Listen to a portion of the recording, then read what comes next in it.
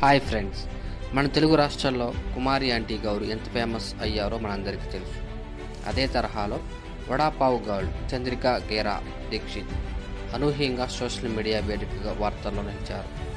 వడాపావ్ అమ్మే స్థాయి నుండి హిందీ బిగ్ బాస్ షోలో పాల్గొనే వరకు తన ప్రయాణం చూద్దాం. నిరంతరం ఏదో పనిలో నిమగ్నమై ఉన్న వారి జీవితాల్లో కన్నీళ్లకు తావులేదు. ప్రస్తుతం సోషల్ మీడియా ప్రభావంతో ఎవరు రాత ఎప్పుడు ఎలా మారుతుందో తెలియదు.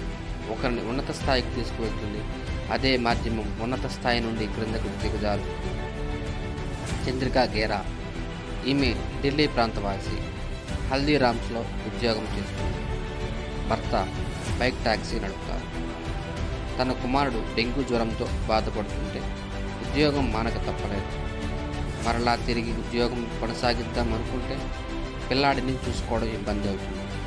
అప్పుడే తనకిష్టమైన వంటను ఉపాధిగా మార్చుకోవాలని అనుకుంది.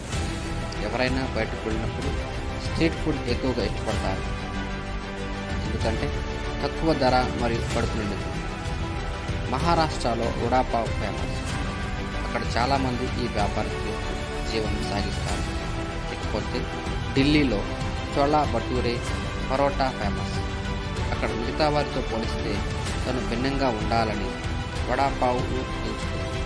దానిని తయారు చేసే ఒక బండిని పెట్టుకుంది. తన చేతి రుచి నచ్చి చాలామంది వచ్చి తినడంతో మంచి గుర్తింపుని తెచ్చుకుంది. అదే సమయంలో ఫుడ్ బ్లాగర్ అమిత్ జిందాల్ అనే వ్యక్తి సహాయంతో తను అమ్మే వీడియోను సోషల్ మీడియాలో అప్లోడ్ చేసింది. దానితో తన వీడియో వైరల్గా మారి దేశం తన వైపు చూసేలా చేసింది. దీంతో అనూహ్యంగా Hindi Bigg Boss OTT season 3లో అవకాశం వచ్చింది. నా కొడుకు భవిష్యత్తు కోసం వచ్చిన అవకాశాన్ని వదులుకోను అని చెప్పి బిగ్ బాస్ హౌస్లోకి ప్రవేశించింది. ఇక్కడ తను తీసుకున్న నిర్ణయం తన తలరాత మార్చేలా చేసింది. షోలో తోటివారు నువ్వు రోజుకు ఎంత సంపాదిస్తావు అని అడిగినప్పుడు తను రోజుకు 40,000 అని చెప్పడంతో తోటివారే కాదు, నెట్టింట అందరూ ఆశ్చర్యపోతున్నారు.